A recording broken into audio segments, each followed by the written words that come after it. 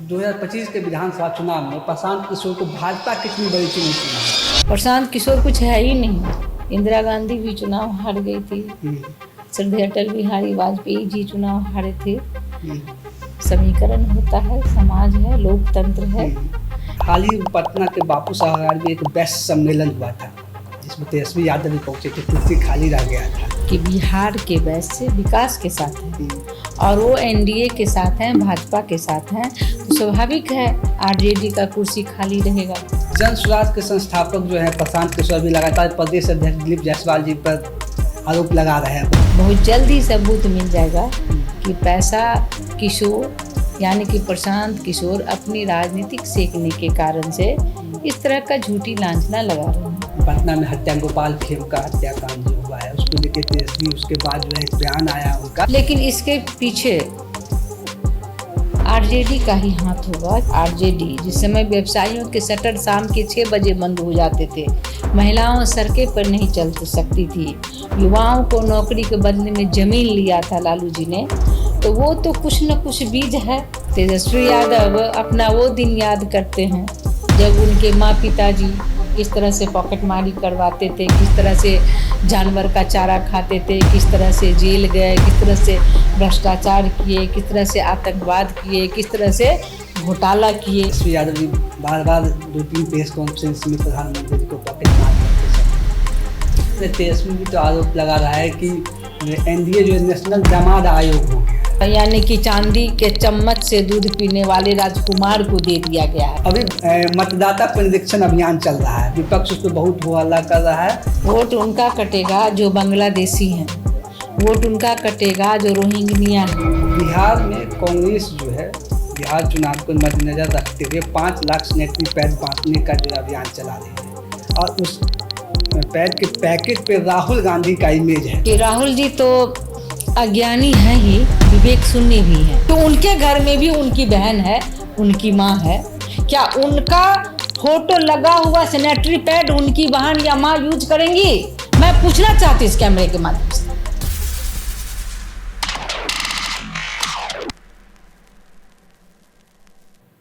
नमस्कार, मैं अमित कुमार। बिहार विधानसभा चुनाव आने वाला है और राजनीतिक हस्तियों की चर्चा आम होती है।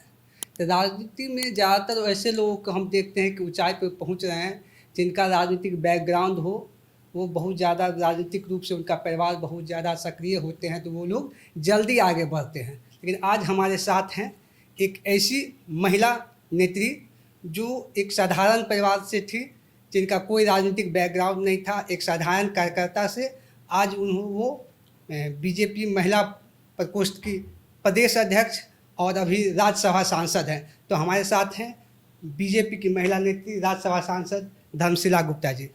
स्वागत है आपका हमारे। नमस्कार आपको और साथ ही धन्यवाद। तो सबसे पहले हम आपके थोड़ा निजी जीवन से शुरू करेंगे कि आपका बचपन कैसा था, किस परिवेश में आपका पालन पोषण हुआ?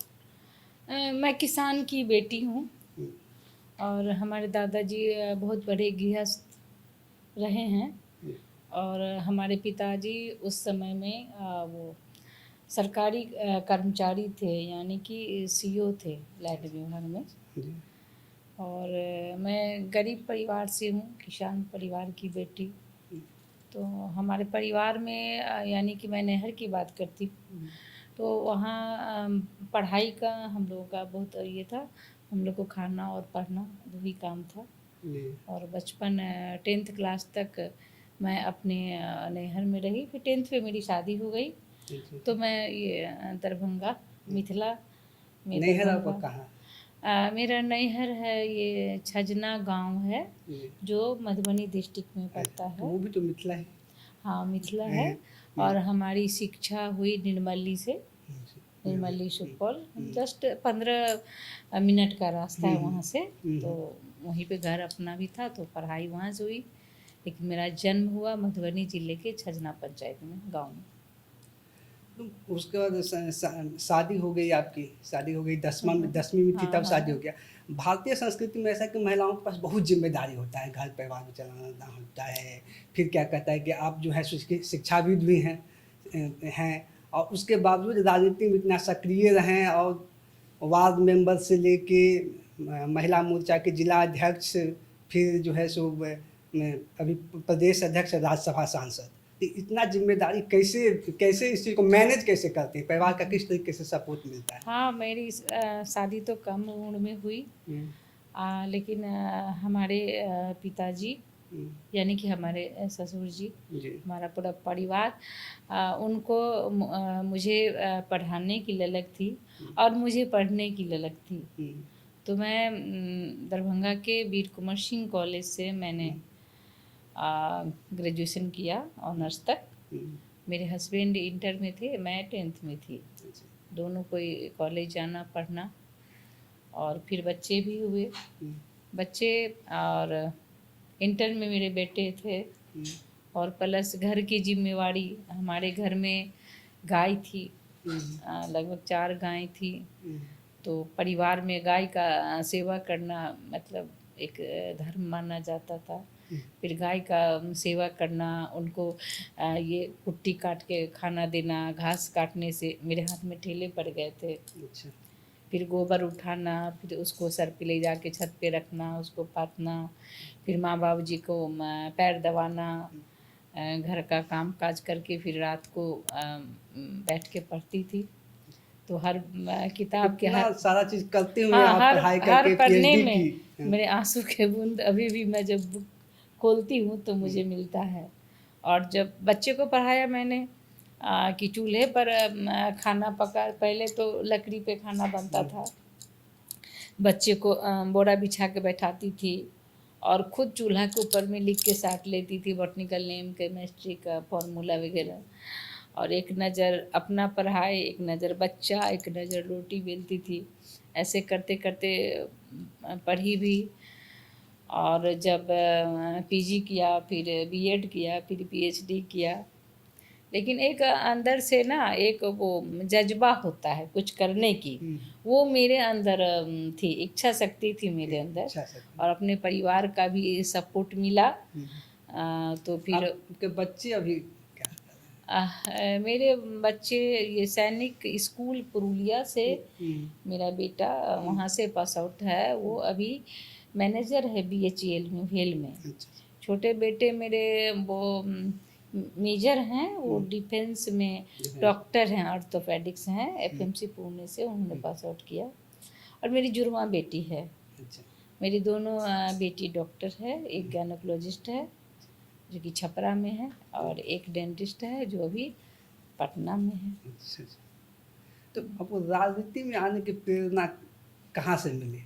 कैसे आप कब मैं राजनीति से? राजनीति में आना ही नहीं चाह रही थी। अच्छा। मुझे पढ़ने में बहुत अच्छा लगता था और पढ़ाने में। जब महिला वार्ड हुआ 2001 में, तो मैं तो समाज के लोगों ने मुझे ये वार्ड नगर निगम का चुनाव नगर लड़वाया। मैं दरभंगा लड़ना नगर नहीं चाह रही थी, लेकिन समाज के प्रेशर से चुनाव लड़ी, जीत भी गई। और उसके बाद से निरंतर मतलब आगे ही बढ़ती गई। फिर 4 बार मैं दरभंगा जिला की महिला मोर्चा की अध्यक्ष रही।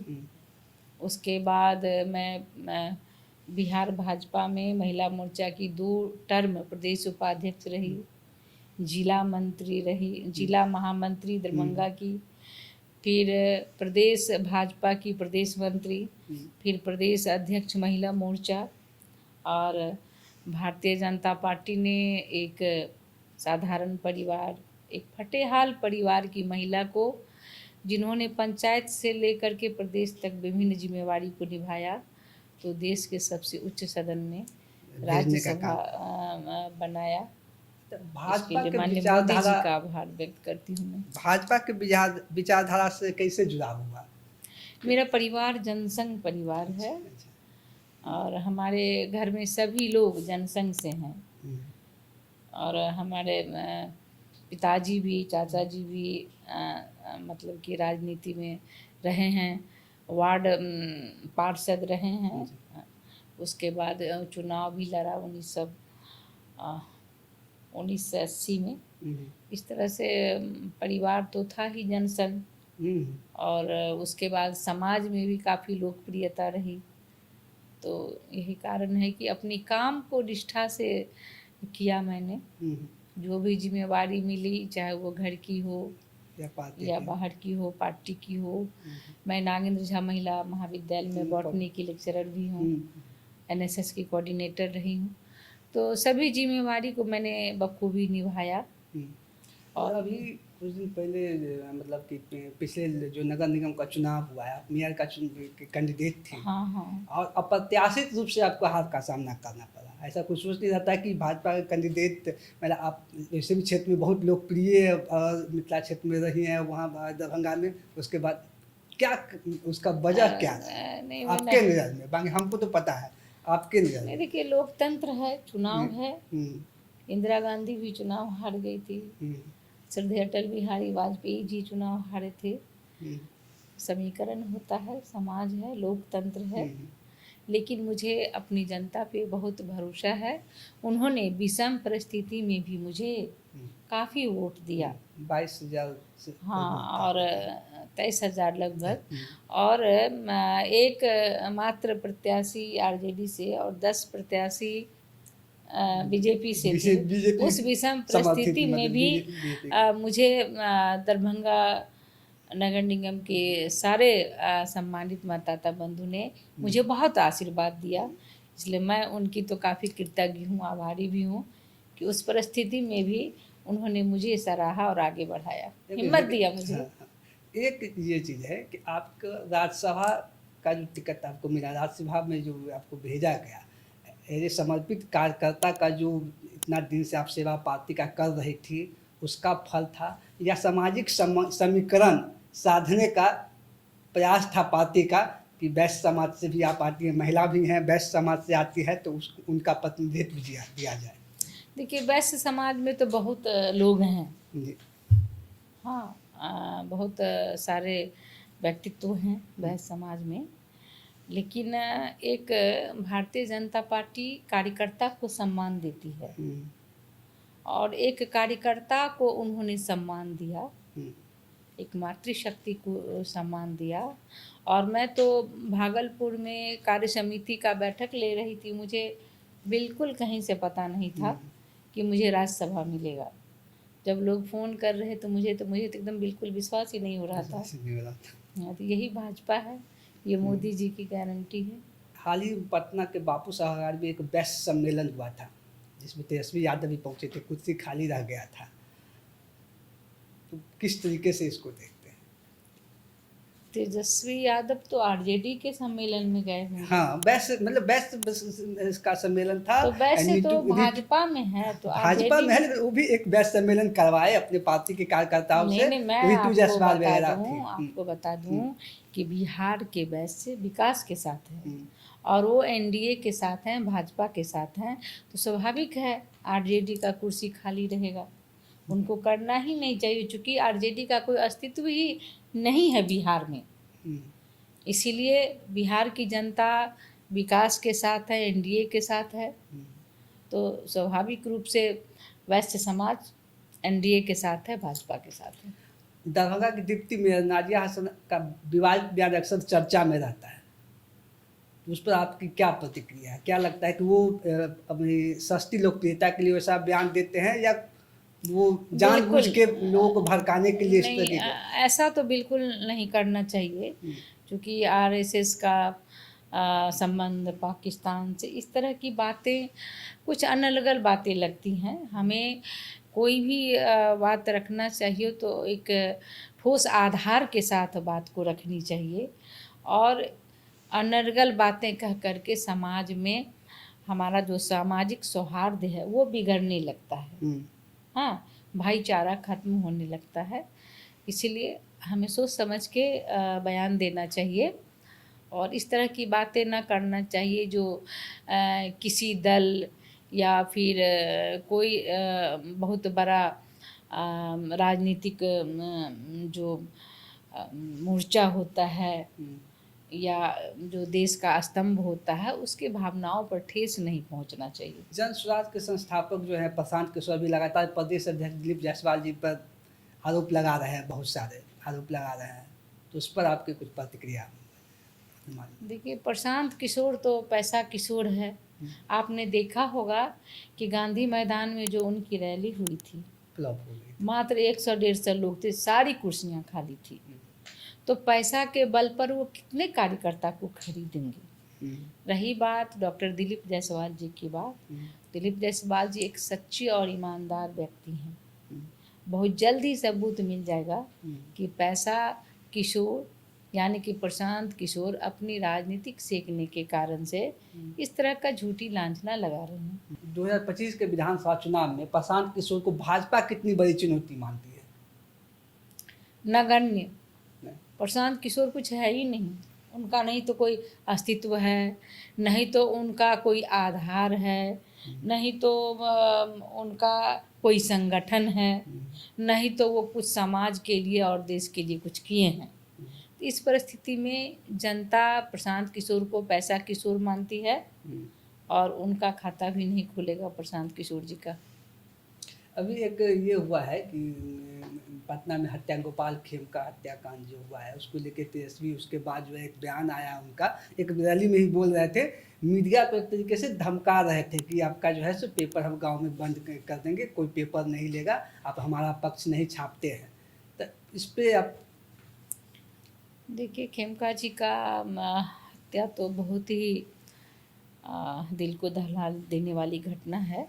एक बहुत अच्छे प्रतिष्ठित व्यवसायी थे वो, लेकिन इसके पीछे आरजेडी का ही हाथ होगा। चूँकि जिस समय लालू जी राबड़ी जी मुख्यमंत्री थे तो उन्होंने आपराधिक तंत्र का बीज बोया था और एनडीए उस बीज को समाप्त करने की कोशिश कर रही है, समाप्त कर रही है। लेकिन लालू जी के द्वारा बोए हुए बीज, आपराधिक बीज, आज तेजस्वी यादव के द्वारा वो यानी कि समाज में अराजकता, हत्या करवा रहे हैं। लेकिन भारतीय जनता पार्टी एनडीए सरकार के पास उसको जरूर एसआईटी मुख्यमंत्री के द्वारा लागू किया गया है और बहुत जल्द ही जो दोषी हैं उनको निकाला जाएगा और उनको सज़ा दी जाएगी। लेकिन जो बीज उन्होंने बोया था आरजेडी, जिस समय व्यवसायियों के शटर शाम के 6 बजे बंद हो जाते थे, महिलाओं सड़कें पर नहीं चल सकती थी, युवाओं को नौकरी के बदले में ज़मीन लिया था लालू जी ने, तो वो तो कुछ न कुछ बीज है, चुनाव का समय है, उसको ही दोबारा लाया जा रहा है। इसमें एनडीए की सरकार, हमारी सरकार तो हो रही ना 20 साल से पूरी शासन है, तत्परता से उन आरोपियों को, दोषियों को खोज निकालेगी और उनको सजा दी जाएगी। क्या प्रधानमंत्री को पॉकेट मार करना ये सही है? तेजस्वी यादव जी बार बार 2-3 प्रेस कॉन्फ्रेंस में प्रधानमंत्री जी को पॉकेट मार करके संबोधित किए हैं। देखिए, जो जैसा होते हैं ना दूसरे को भी वैसा ही आंकते हैं। हमारे देश के सर्वाधिक लोकप्रिय नेता, यशस्वी प्रधानमंत्री आदरणीय नरेंद्र मोदी जी, वो प्रधान सेवक हैं। वो जन सेवा से देश के प्रधानमंत्री हैं। सबका साथ, सबका विकास, सबका प्रयास और सबके विश्वास को लेकर के चलते हैं, विकास करते हैं। देश की अर्थव्यवस्था पहले 8वीं थी, अब हमारी देश की अर्थव्यवस्था 3री होने वाली है। तो ये परिवर्तन है। और जो खुद कहते हैं क्या कि चोर के दाढ़ी में 3 गाल।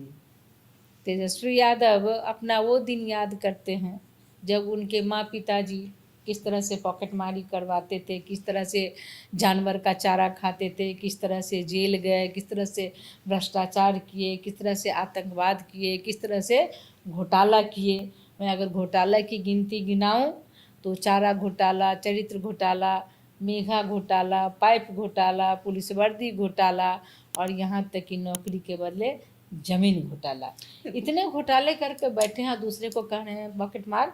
खुद अपना दामन झांक के देख ले तेजस्वी यादव कि उनका जो परिवारवाद है, जो उनके पिताजी और माताजी ने किया, आज भी वो तेजस्वी जी उसी डर्रे पे चल रहे हैं। तेजस्वी भी तो आरोप लगा रहा है कि एनडीए जो नेशनल दामाद आयोग हो गया है। बिल्कुल गलत है। आप जिसकी बात कर रहे हैं आप स्पष्ट कीजिए तो मैं आपको बताती हूँ। आप क्वेश्चन क्या पूछना चाह रहे हैं? कि एनडीए को नेशनल दामाद आयोग, जो अभी आयोग सबका गठन हुआ है, हाँ। उसमें जो है सो चिराग पासवान जी के जो है बहनोई का हुआ है, मासी जी के दामाद का उसमें एडजस्टमेंट हुआ नहीं, है, नहीं, वो इसलिए वो कह रहे हैं इस तरह की वो बात। लोगों का अपना अलग अलग राजनीतिक है। कोई संघ से हैं, हम्म, है ना, कोई अपने कर्म के बल पर आए हैं। ऐसा नहीं है कि परिवार में बैठा हुआ है तेजस्वी यादव और तेज प्रताप के जैसे और डायरेक्ट में उप मुख्यमंत्री बना दिया। जिन्होंने बचपन से बाल्यकाल से पार्टी को सींचा, संघ का काम किया, पार्टी के लिए जीवन लगाया, वैसे ही लोग को दिया जा रहा है, न कि यानी कि चांदी के चम्मच से दूध पीने वाले राजकुमार को दे दिया गया है। जिसका समर्पण है, जिसका त्याग है पार्टी में, जिन्होंने जनता के लिए काम किया है, ऐसे व्यक्तित्व को ही हमारे एनडीए की सरकार में उनको आयोग या पद या सम्मान दिया जा रहा है। लालू जी के बारे में विपक्ष का ये आरोप होता है कि लालू जी पिछड़ा समाज से थे, इसीलिए उनको चारा घोटाला में जेल हो गया। अगर स्वर्ण होते या वैश्य होते, उसमें वैश्य भी होते तो उनको बचा लिया जाता। इस पे आप क्या कहना चाहते बिल्कुल ऐसा नहीं है। जीवंत उदाहरण तो मैं हूँ। मैं ही वैश्य हूँ, गरीब समाज से हूँ। हैं? तो मुझे कैसे देश के सबसे उच्च सदन में लाया गया। और हमारे ऐसे बहुत वैश्य नेता हैं। रेखा गुप्ता जी हैं, दिल्ली की मुख्यमंत्री, तारकिशोर प्रसाद जी जी, उप मुख्यमंत्री रहे। उप मुख्यमंत्री रहे हैं, मोतीलाल शाह जी अभी सीतामढ़ी। मंत्री बने हैं, नारायण जी मंत्री थे, राम नारायण मंडल मंत्री थे। मैं वैश्य की बात करती हूँ। रेणु दीदी अभी भी मंत्री हैं। तो ऐसा कुछ नहीं है। कहते हैं कि जो जैसा कर्म करता है ना, उसका फल वैसा ही मिलता है। आप कर्म करेंगे युवाओं को ठगने का, घोटाला का, भ्रष्टाचार का, तो कहाँ से आपको कोई बचाएगा? वो तो कोर्ट का फैसला था, न्यायालय का फैसला था लालू जी की तरफ से। चिराग इसको कौन पासवान बचाएगा? एनडीए के लिए चुनौती हैं। चिराग पासवान हमारे नेता हैं और हमारे साथ ही वो हम रहेंगे। इसलिए कह रहे हैं कोई चुनौती की चुनौती बात नहीं है। कि वो बार बार कह रहे हैं कि हम 243 सीटों पर हम चुनाव लड़ेंगे बिहार के। एनडीए में तो 4-5 दल हैं अभी, बीजेपी, जेडीयू, अभी चुनावी एलजेपी, इस पे अभी कोई मंथन नहीं हुआ है। और मांगता लोग अपने घर में ही है, अपने परिवार में ही मांगता है। और हम सभी पांचों घटक दल एक परिवार हैं। और चिराग पासवान हमारे दल, हमारे एक अंग हैं गठबंधन के, तो हमारे नेता हैं और हम लोग साथ मिलकर चुनाव बिहार में लड़ेंगे। एनडीए को से मुख्यमंत्री का चेहरा किससे होना चाहिए आपके पॉइंट ऑफ व्यू से? मुख्यमंत्री तो हमारे आदरणीय नीतीश जी हैं, वही अभी रहेंगे। भाजपा अपना मुख्यमंत्री कब तक बिहार में बना लेगी? हम अभी एनडीए के साथ हैं, तो हम एनडीए की बात करेंगे। अभी मतदाता पुनरीक्षण अभियान चल रहा है, विपक्ष उस पर बहुत हो हल्ला कर रहा है, बहुत ज़्यादा विरोध कर रहा है कि इतना दलितों का वोट कट जाएगा, अल्पसंख्यक का कट जाएगा, पिछड़ों का कट जाएगा। और बिल्कुल नहीं। वोट उनका कटेगा जो बांग्लादेशी हैं, वोट उनका कटेगा जो रोहिंग्या हैं, और जो हमारे देश के नागरिक नहीं हैं, जो हमारे बिहार के मतदाता नहीं हैं, जिनका कोई आधार नहीं है, जिनके माँ बाप यहाँ नहीं है, उनका वैसे ही लोगों का वोट कटेगा। फर्जी वोटर कटेंगे। तो आपको एनडीए तो विश्वास है एकदम ना नहीं कि घबरा रही हैं, जो लेकिन रियल वोट उसका नहीं कटेगा? एकदम नहीं। लेकिन जो लोग बांग्लादेशी और रोहिंग्या को वोटर बना रखे हैं, उनकी नींद उड़ी हुई है, उनके पैर से जमीन खिसक रहे हैं, वही हल्ला मचा रहे हैं। अब एक है कि राज्यसभा सांसद के रूप में आपकी 5 प्राथमिकता है। अब क्या 5 चीज आप अपने टेन्योर में करना चाहेंगे? कुछ समाज सेवा तो मतलब कि मेरी सांसें जब तक हैं, मैं समाज के लिए सेवा करती रहूँगी। महिला शिक्षा, महिला सशक्तिकरण, रोजगार युवाओं के लिए, स्वच्छता और साक्षरता में अपने पड़ोस के बच्चों को भी पढ़ाना चाहिए। क्योंकि हमारे बच्चे पढ़े हैं, शिक्षित हैं, तो अगर वो खेलेंगे तो किसके साथ खेलेंगे? तो हमें अपने समाज के शिक्षा के प्रति भी हमें जागरूकता लानी चाहिए। और पोल्यूशन, हाँ, वातावरण हमारा स्वच्छ रहना चाहिए। हमें पौधे लगाना चाहिए, वृक्ष लगाना चाहिए। प्रत्येक सप्ताह एक वृक्ष लगाना चाहिए हर इंसान को।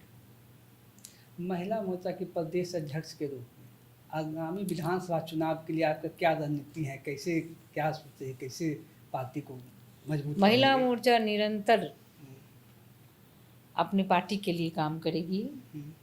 और हमारा 243 सीट है विधानसभा का, उस सभी सीट पर बूथ तक हमारी बहनें दुर्गा, लक्ष्मी, सरस्वती, चंडी के रूप में काम करेंगी और प्रचंड बहुमत से एनडीए की सरकार को बनाएंगे। प्रधानमंत्री नरेंद्र मोदी के बारे में आपके क्या विचार हैं? उनको किस तरह का नेता आप मानते हैं? आदरणीय नरेंद्र मोदी जी सर्वाधिक लोकप्रिय नेता हैं, जिनका एक ही उद्देश्य है, समाज सेवा, राष्ट्र सेवा और नारी शक्ति से राष्ट्र शक्ति को मजबूत करना। मातृशक्ति का सम्मान देना उनकी प्रथम प्राथमिकता है और अपने देश और राष्ट्र को विश्व के मानचित्र पर प्रथम स्थान लाना उनका उद्देश्य है। और सबका साथ, सबका विश्वास, सबका प्रयास को लेकर के वो चलते हैं। इसमें उनकी सफलता। माता सीता की जन्मस्थली सीतामढ़ी से आती है, मतलब मिथिला से आती है। और सीतामढ़ी में भव्य सीता मंदिर बनेगा, पुनौरा धाम में बनने का मार्ग प्रशस्त हो गया है। तो आप कैसा अनुभूति कर रहे हैं इस चीज़ को? आप मोदी जी को भी जब मिली थी तो माता सीता का धनुष वाला भेंट किए थे। मेरा भी सौभाग्य है कि मैं जनक नंदिनी माँ जानकी की धरती, सीता की धरती से मेरा भी जन्म है। और माँ सीता तो जानकी है, उनका भी जन्म है। तो माननीय प्रधानमंत्री जी आदरणीय नरेंद्र मोदी जी के प्रति कोटिशः उनको आभार व्यक्त करती हूँ कि अयोध्या में उन्होंने मर्यादा पुरुषोत्तम श्री राम का भव्य मंदिर बनाया। और मिथिला माननीय श्रद्धेय भगवान श्री पुरुषोत्तम श्री रामचंद्र जी का ये ससुराल है। और यहाँ माँ जानकी का भी पुनौरा धाम में बड़ा भव्य मंदिर बना रहे हैं। तो ये एक अंतरात्मा का जो ये रिश्ता है, ये स्नेह है, सनातन है, संस्कृति है, उसको जोड़ने का काम करने आदरणीय प्रधानमंत्री श्री नरेंद्र मोदी जी, उनका कोटिशः आभार व्यक्त करते हैं। और बहुत यानी कि मिथिला की हर माता, हर मातृशक्ति बारंबार माननीय मोदी जी के प्रति कोटिशः आभार व्यक्त करती हैं कि उन्होंने मिथिला में इतना बड़ा यानी कि भव्य मंदिर बना करके मिथिला और बिहार की समस्त महिलाओं का उन्होंने सम्मान किया है, माँ जानकी का सम्मान किया है। ये राहुल गांधी को कैसा नेता मानते हैं? जीरो, उनको तो ज्ञान ही नहीं है, ज्ञान ही नहीं, बिल्कुल अज्ञानी है। इसीलिए राहुल पप्पू भी लोग कहते हैं उनको। तो पप्पू है या बना दिए आप लोग? जनता बनाई है। मिथिला से हैं तो एक क्वेश्चन ये बनता है, बहुत लोग मांग उठाते हैं, मिथिला राज्य की बात करते हैं, उस पर आपका स्टैंड क्या है? वो सरकार सोचेगी। बिहार में कांग्रेस जो है, बिहार चुनाव को मद्देनजर रखते हुए 5 लाख सैनिटरी पैड बांटने का जो है अभियान चला रही है। और उस पैड के पैकेट पे राहुल गांधी का इमेज है पैकेट पे। तो आप एक महिला हैं, तो उसके नाते आप इसको किस तरीके से देखती हैं? क्या ये सही है? देखिए, राहुल जी तो अज्ञानी हैं ही, विवेक शून्य भी हैं। 5 लाख महिलाओं को उन्होंने सैनिटरी पैड नहीं बांटा, 5 लाख महिलाओं को उन्होंने अपमान किया। 5 सैनिटरी पैड के अंदर भी और बाहर भी, जो मैं कैमरा के सामने नहीं बयां कर सकती हूँ, इस तरह की उनकी फ़ोटो क्या दर्शाता है? हमारे देश के आदरणीय प्रधानमंत्री जी और हमारी एनडीए की सरकार हमारी बहनों को, बेटियों को, महिलाओं की सुरक्षा के लिए हर स्कूल कॉलेज में सैनिटरी वेंडिंग मशीन लगी हुई हैं और free of cost sanitary pad का वितरण किया जाता है। किसी नेता का फोटो नहीं होता, किसी नेता का नहीं होता, आज तक आपने नहीं देखा होगा। लेकिन ये राहुल गांधी विवेक शून्य,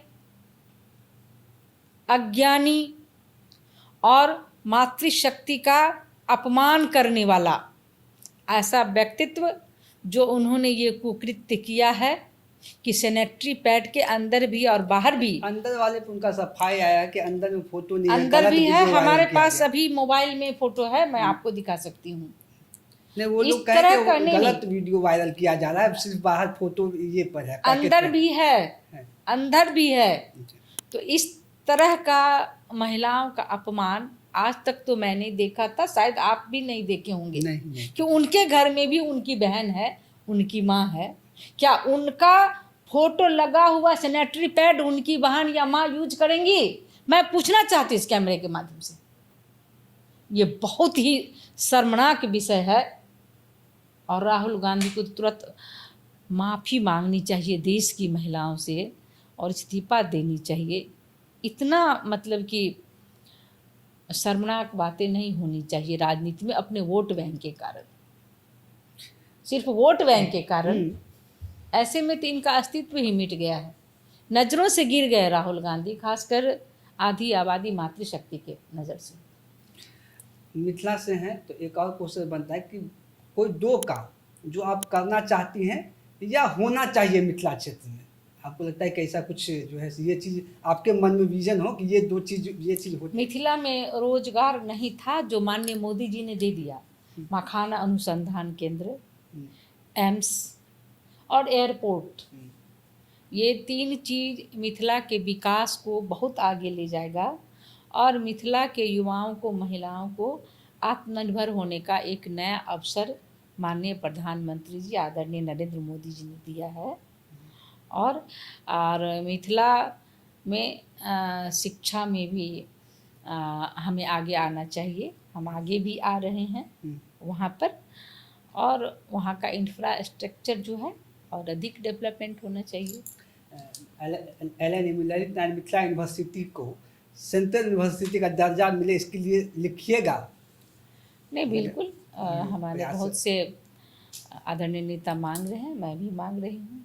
WIT है दरभंगा में, उसके लिए भी मैं प्रयासरत हूँ। एक ही महिला प्रौद्योगिक इंस्टीट्यूट है वहाँ पर, संस्थान है, उसका भी माने कि डेवलपमेंट के लिए हर फैकल्टी की पढ़ाई हो, इसके लिए मैंने माननीय मुख्यमंत्री जी से अपना मांग पत्र दिया है और मुझे विश्वास है कि आने वाले समय में मिथिला में WIT भी बड़े भव्य पैमाने पर वहाँ पर उसका विस्तार होगा। कल पटना में कार्यक्रम हुआ सनातन महाकुंभ, बाबा ईश्वर आए थे, तो उन्होंने कहा कि गजवा ए हिंद नहीं, हम भगवाए हिंद चाहते हैं देश में। बिल्कुल सही कहा बाबा बागेश्वर ने इस पर। लेकिन आप ही के गठबंधन सहयोगी जदयू की प्रतिक्रिया आई है। जदयू के MLC है डॉक्टर खालिद अहमद, उन्होंने कहा कि बिहार में न गजवाए हिंद चलेगा न भगवाए हिंद चलेगा, बिहार में सिर्फ नीतीश कुमार साहब की सुशासन ए हिंद चलेगा। नीतीश कुमार जी भी भगवाए हिंद चाहते हैं, है ना? पक्का आप कह रही है? पक्का, हमने देखा है, सुना है।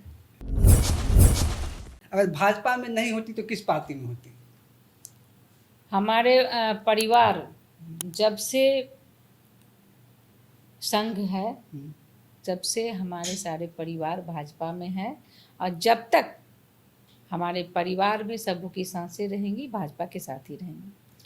आप किसी नेता से सबसे ज़्यादा, किस नेता से सबसे ज़्यादा प्रभावित हैं, वर्तमान के या पहले के, जो आपको सबसे ज़्यादा प्रभावित किया हो? अटल बिहारी वाजपेयी। राजनीति के बाहर, राजनीति के अलावा आपका सबसे पसंदीदा शौक क्या है? पढ़ना और पढ़ाना। जब गुस्सा आता है तो कैसे कंट्रोल करती हैं? मुझे गुस्सा नहीं आता। नहीं आता है। आपका पसंदीदा बिहारी भोजन? बिहारी भोजन, पसंदीदा बिहारी भोजन? खिचड़ी। खिचड़ी। आपका पसंदीदा स्ट्रीट फूड? मखाना। तो अभी आप देख रहे थे, हमारे साथ थे बीजेपी की महिला मोर्चा की प्रदेश अध्यक्ष धर्मशिला गुप्ता थी, जो कि राज्यसभा की सांसद भी हैं, और उन्होंने अपनी पूरी यात्रा को, राजनीतिक यात्रा, पारिवारिक जीवन, राजनीतिक यात्रा के बारे में डिटेल से हमारे साथ बातचीत की है। आपको यह वीडियो कैसा लगा ज़रूर बताइएगा। अगर वीडियो अच्छा लगे तो शेयर, कमेंट, लाइक जरूर कीजिए। धन्यवाद।